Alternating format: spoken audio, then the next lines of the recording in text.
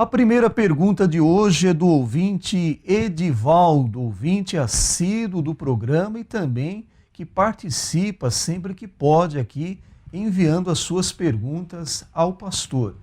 Hoje, o nosso ouvinte Edivaldo pede para o pastor falar a respeito do livro de Juízes, capítulo 11, aquele intrigante voto feito pelo juiz Jefité.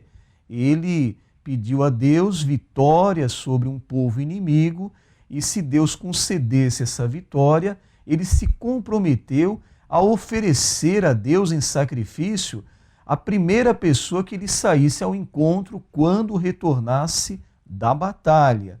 E quem é que apareceu a Jefité? A sua única filha. Então, ali o texto, o nosso ouvinte Edivaldo quer saber, pastor, oferecer um ser humano em sacrifício, dá para explicar melhor esse texto, pastor? Bom, realmente o texto é difícil de se interpretar, mas nós temos algumas razões aqui que vamos considerar, lendo esse capítulo 11, parte dele, quando o nosso irmão já se referiu ao voto que ele fez, conforme o versículo 30 deste capítulo 11, e Jefité fez um voto ao Senhor e disse: se totalmente deres os filhos de Amon na minha mão, aquilo que saindo da porta da minha casa me sair ao encontro, voltando eu dos filhos de Amon em paz, isto será do Senhor e eu oferecerei em holocausto. Então temos aqui nesses versículos 30 a 31 o voto dele. E em seguida nós lemos que, versículo 34, vindo por Jefité a Mispa, a sua casa, eis que a sua filha lhe saiu ao encontro com adufes e com danças, e era ela só a única, não tinha outro filho nem filha.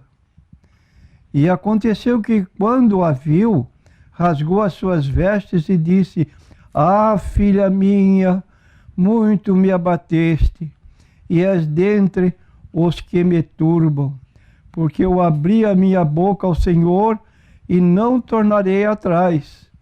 E ela lhe disse: Pai meu, abriste a tua boca ao Senhor, faze de mim como saiu da tua boca, pois o Senhor te vingou dos teus inimigos, os filhos de Amon. Disse mais a seu pai: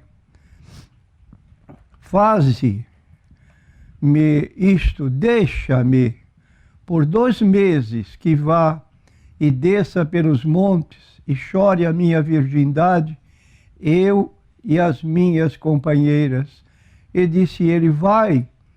E deixou-a ir por 2 meses. Então foi-se ela com as suas companheiras e chorou a sua virgindade pelos montes. E sucedeu que, ao fim de 2 meses, tornou ela para seu pai, o qual cumpriu nela o seu voto que tinha feito, e ela não conheceu varão. E daqui veio o costume em Israel, que as filhas de Israel iam de ano em ano a lamentar a filha de Jefité, o gileadita, por 4 dias no ano. Então, nesta parte que acabamos de ler, a respeito de o pedido da jovem de fazer votos, passando 2 meses distantes, chorando a sua virgindade, e ao lado de suas companheiras, e mais o versículo 39, sucedeu que ao fim de 2 meses tornou para seu pai, o qual cumpriu nela o seu voto que tinha feito. E o texto bíblico, então, agora é muito esclarecedor. E ela não conheceu varão. Daqui veio o costume em Israel, que as filhas de Israel iam de ano em ano a lamentar a filha de Jefité. Bom, aqui nós entendemos ou podemos interpretar aqui para os nossos ouvintes, quando esta expressão do capítulo 11, 39, voto, ela não conheceu varão, tudo indica que Jefité não ofereceu fisicamente sua filha em sacrifício, por duas razões. Primeira, pelo menos, ela certamente conhecia a lei de Deus que proibia rigorosamente sacrifícios humanos. Vou repetir, ela certamente conhecia a lei de Deus que proibia terminantemente ou rigorosamente sacrifícios humanos e, por certo, sabia que tinha tal ato como uma abominação intolerável. Não se fazia uma prática dessas de matar pessoas em sacrifício aos ídolos e nem por qualquer voto. Pessoas. E, em segundo lugar, a menção enfática de que ela não conheceu varão, isto é, não se casou, deixa claro que ela foi apresentada a Deus como um sacrifício vivo, dedicando toda a sua vida como virgem ao serviço do Santuário Nacional de Israel. Então, é o que grande parte dos intérpretes da Bíblia dão margem a esse entendimento, sem que houvesse um sacrifício humano na pessoa da filha de Jefité, mas que ela permaneceu virgem por toda a sua vida. A próxima pergunta é NQI homem. O nosso ouvinte não quer se identificar, mas ele pergunta ao pastor com relação ao jejum. Se a pessoa faz o propósito de jejuar, pastor, mas é naquele dia de ceia do Senhor, ela pode interromper o jejum momentaneamente para participar da ceia do Senhor? Qual o procedimento correto do cristão, pastor? Eu quero dizer que geralmente as celebrações da ceia do Senhor são feitas em dias indicados no princípio do ano para todo o ano em curso. Logo, sabemos de antemão os dias mensais em que será celebrada a ceia do Senhor. E o jejum já é esporádico, é ocasional, não tem data marcada para se fazer jejum. E a pessoa que delibera o dia em que há de jejuar, então essa pessoa é que escolhe o dia. Isto posto, fica a critério da pessoa que vai participar da ceia em determinado dia do mês, não marcar jejum para o dia e assim participar da ceia do Senhor. Nós temos recomendações bíblicas para jejuar. Agora, quanto ao tempo, a duração do jejum é questão individual, de modo que marcar um jejum para um dia que a pessoa de antemão sabe que vai ser celebrada a ceia, não fica próprio. Então é questão de determinação. Não vou jejuar no dia da ceia porque quero participar da ceia, e essa pessoa age corretamente se assim proceder. A próxima pergunta é NQI mulher. A ouvinte também não quer se identificar, mas pede para o pastor falar sobre a entidade chamada Aliança Bíblica. A ouvinte quer saber se eles são uma religião ou o que eles são, pastor. Ela diz aqui que eles normalmente se reúnem em escolas. O que o senhor pode dizer sobre a entidade Aliança Bíblica? Realmente, como disse a nossa consulente, essa Aliança Bíblica é uma entidade evangélica muito antiga no Brasil, que no princípio da evangelização do Brasil, como os evangélicos brasileiros eram muito pobres, não podiam frequentar faculdades. Isto posto, eles não tinham orientação nenhuma nesse campo religioso. Agora, mais tarde, lá pelos idos de 1940, houve uma mudança social nos meios evangélicos e surgiram faculdades que, além da matéria curricular de estudos, mantinham reuniões com os alunos evangélicos, levando-os a maior convicção bíblica. Então aí está uma entidade sem dúvida de grande proveito e ainda está atuando nas igrejas chamadas evangélicas tradicionais, com pessoas, com alunos que frequentam essas faculdades que são de origem evangélica, normalmente para estudos ligados ao ministério e outros estudos atinentes. A próxima pergunta é do ouvinte Flávio, uma pergunta muito interessante, muito importante, que vai contribuir também para todos os nossos ouvintes, telespectadores. O Flávio pergunta ao pastor: Pastor, o Senhor Jesus era um com o Pai em natureza ou um apenas em propósito, pastor?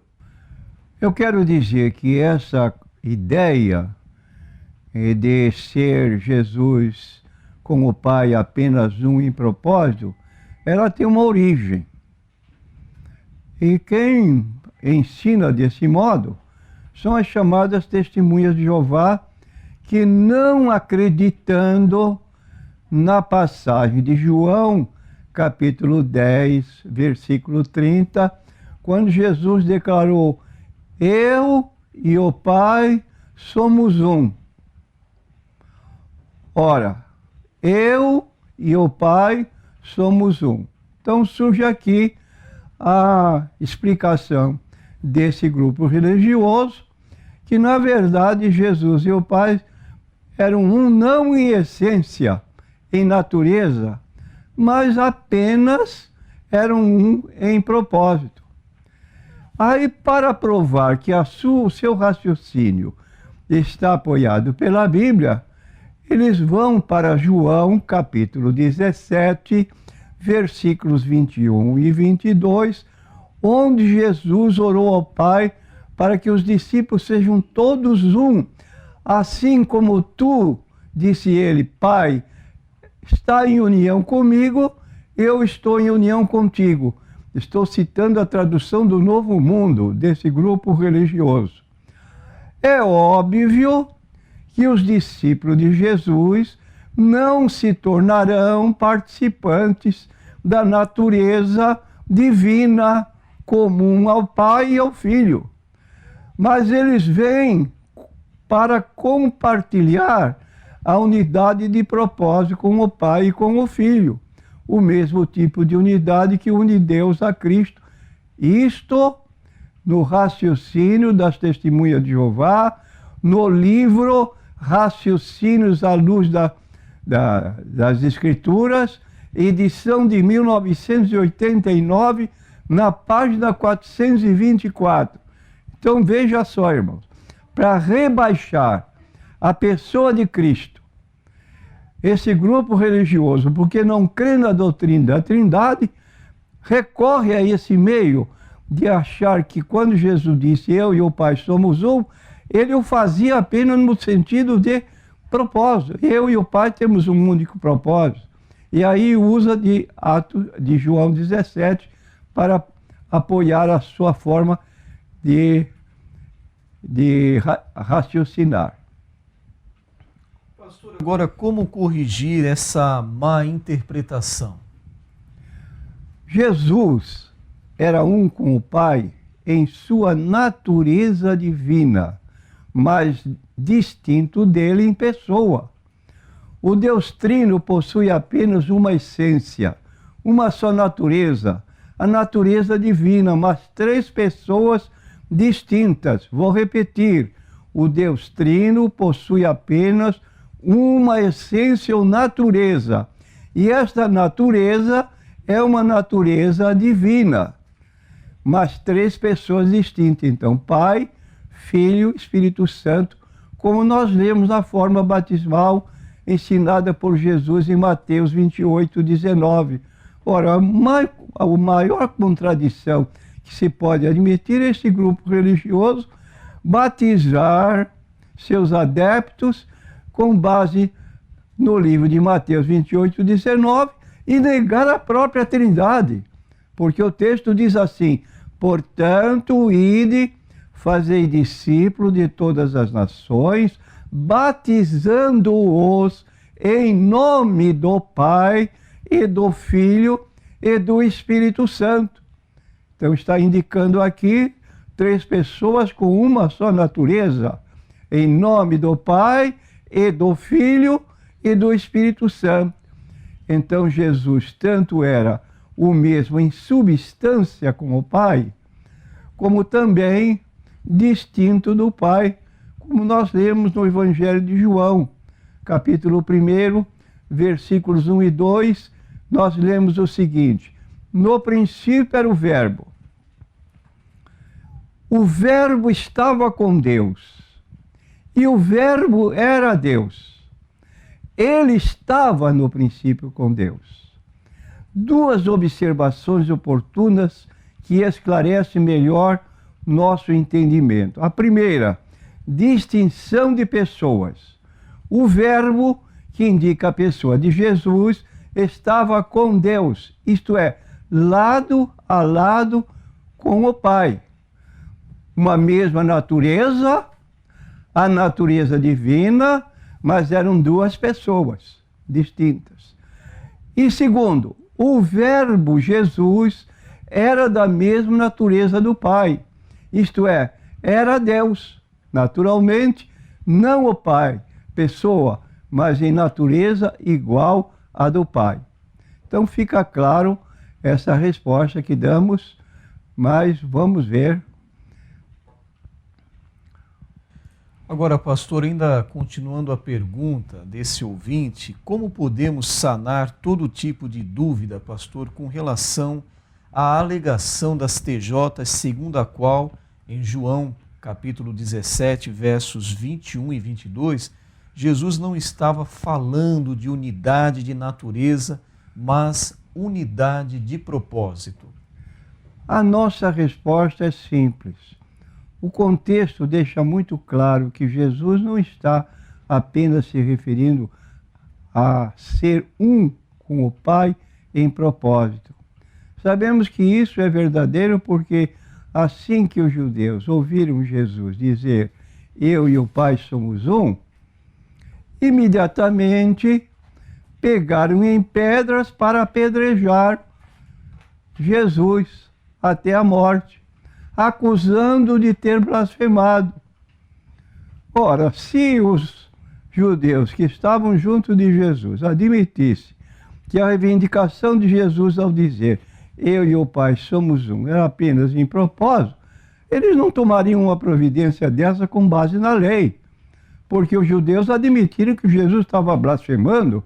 Blasfemando por quê? Segundo o conceito deles, ele era um homem e estava se igualando ao próprio Deus, acusando de ter blasfemado. É o que está em Levítico 24, 16. A blasfêmia contra Deus merecia apedrejamento, a lei instituía isso. Logo, se Jesus não era o que dizia ser, eu e o Pai somos um em natureza divina, apenas em propósito, os judeus não teriam razão para usar dessa violência, querer matar a Jesus apedrejado. E não é que eles tivessem entendido que Jesus estivesse meramente dizendo que era um em propósito com o Pai, pois na verdade eles se consideravam a si mesmos como sendo um em propósito com o Pai. Então, os que queriam apedrejar Jesus tinham o conceito de que eles eram um com o Pai em propósito por serem de natureza humana. Mas eles não apedrejaram, não quiseram apedrejar Jesus por isso, mas porque sabiam que Jesus reivindicava algo muito diferente. Reivindicava a posição de igualdade com o Pai em natureza divina.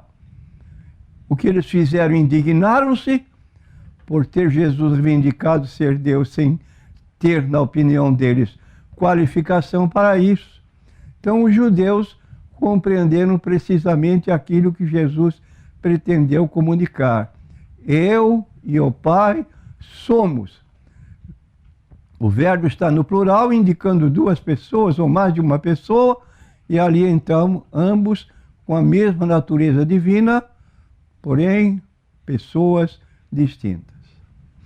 Pastor, como o senhor é um pesquisador e sempre o que fala foi porque pesquisou, porque estudou a respeito, o senhor pode nos dizer como as testemunhas de Jeová chegaram a essa conclusão que Jesus é de natureza diferente do Pai, a quem chamam de Jeová?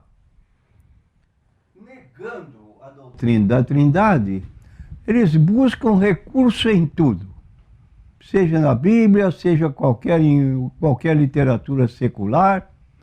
Então, negando a doutrina da Bíblia, que diz um só Deus em três pessoas distintas, as testemunhas de Jeová sempre, no tempo da sua existência como entidade religiosa, tentaram rebaixar a pessoa de Jesus. E hoje chegaram à conclusão que Jesus não é outra pessoa senão o arcanjo Miguel. Olha a descoberta a que ponto chegou. Jesus não é Deus de natureza divina, é apenas um arcanjo chamado Miguel. Agora, o que nós lemos pela Bíblia Sagrada é que o arcanjo Miguel, de acordo com Judas, versículo 9, ele não ousou repreender o diabo quando lutava pela posse do corpo de Moisés, já falecido, como diz aqui Judas 9, mas o arcanjo Miguel, quando contendia com o diabo e disputava a respeito do corpo de Moisés, não ousou pronunciar juízo de maldição contra ele, mas disse: o Senhor te repreenda. Então esta expressão, o Senhor te repreenda, ele passou o caso para Jesus, com maior autoridade do que ele, do que o arcanjo. Isto mostra sua inferioridade de natureza. E ainda mais, nós temos na Bíblia que não podemos adorar anjos. E Miguel é um anjo na hierarquia de arcanjo. E ele não pode ser adorado. Nós vemos no livro do Apocalipse exemplo disso, quando João se prostrou diante do anjo que mostrava o que ele estava observando e registrando. Diz o texto: eu lancei-me a seus pés para adorar, mas ele disse-me: olha, não faças tal, sou teu conservo e dos teus irmãos que têm o testemunho de Jesus, adora a Deus, porque o testemunho de Jesus é o espírito de profecia. Já Jesus é adorado pelos próprios anjos, como nós vemos em Hebreus, capítulo 1, versículos 5 e 8. Diz o texto: porque a qual dos anjos Deus disse jamais? Para quem Deus o Pai falou a qualquer anjo: tu és meu filho, hoje te gerei? E outra vez ele serei por pai, ele me serás por filho. E outra vez, quando introduz no mundo o primogênito, diz: e todos os anjos de Deus o adoram. Então nós temos aqui o quê? Que o próprio Pai ordena aos anjos que adorem seu Filho.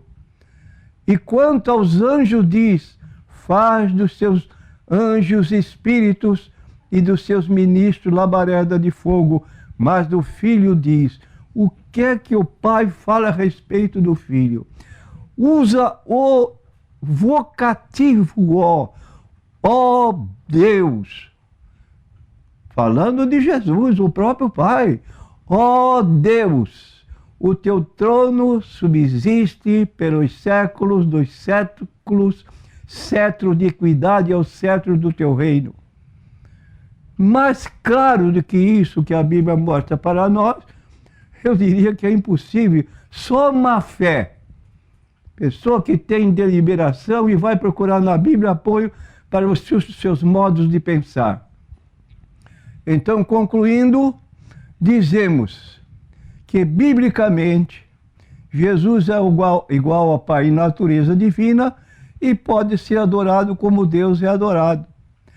É herético quem ensina a ser Jesus o arcanjo Miguel, seja que grupo religioso for, se ensina que Jesus é o arcanjo Miguel, a mesma pessoa, meu amigo, fecha a Bíblia, porque você está agindo ou ensinando fora dela. Temos aqui a pergunta do Ricardo. O pastor acabou de falar sobre os ensinamentos fraudulentos das testemunhas de Jeová, principalmente sobre a divindade. Eles negam a divindade do Senhor Jesus. Mas o Ricardo insiste ainda com uma pergunta. Ele diz que Miguel é citado no Velho Testamento. Então ele quer saber se Miguel é o Senhor Jesus. A nossa resposta, que já foi dada claramente, mas eu vou reiterar, que Jesus é o único. Por exemplo, nós temos João 3,16, um texto muito conhecido de todos. Deus amou o mundo de tal maneira que deu seu Filho unigênito,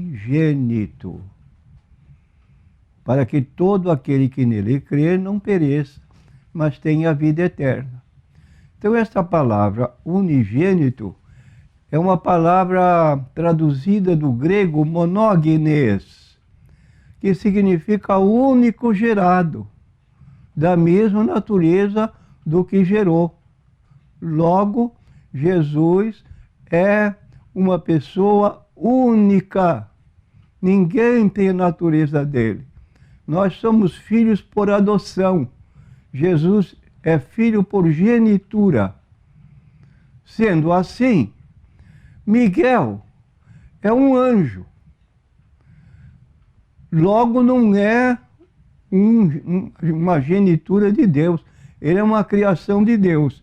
E no livro de Daniel, capítulo 10, versículo 13, nós lemos assim a respeito de Miguel. Mas o príncipe do rei da Pérsia se pôs de fronte de mim 21 dias, e eis que Miguel, um dos primeiros príncipes, vou repetir, Miguel, um dos primeiros príncipes, veio para ajudar-me, e eu fiquei ali com os reis da Pérsia.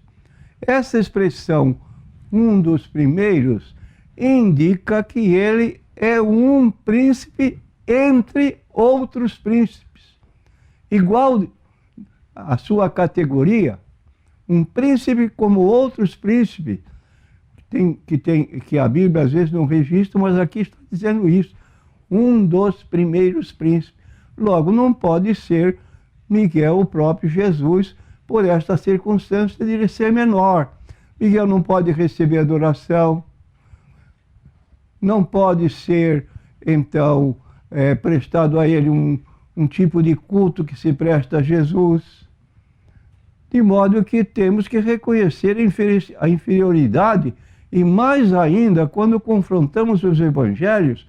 Por exemplo, no capítulo 8 do livro de Lucas, quando Jesus desceu na cidade de Gadara, um gadareno saiu do sepulcro e veio lá impetuoso, gritando: Jesus, que temos nós contigo? Como quem vieste atormentar-nos antes do tempo. Fique sabendo que os anjos caídos, demônios, sabem que existe um inferno, mas tem muitos pregadores que andam ensinando que inferno é a sepultura, erroneamente. Então ele pediu a Jesus, e Jesus perguntou para ele: qual é o teu nome? Ele respondeu: Legião, porque somos muitos. Uma legião romana de militares, de 6.000 soldados.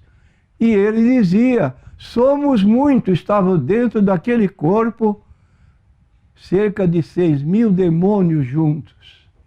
E Jesus, então, atendeu o rogo daquele homem possesso, se nos expulsa, não nos mande fora desse território. Jesus permitiu que eles entrassem numa manada de porcos. Agora, Miguel não teve autoridade para repreender Satanás. Precisou dar o nome de Jesus. O Senhor te repreenda. Como vai identificar Miguel e Jesus como sendo a mesma pessoa? Fora da Bíblia. Daniel 10:13 é o texto que fala de Miguel, um dos primeiros príncipes, indicando que ele não é sozinho nesse tipo que ele ocupa, mas tem muitos com ele.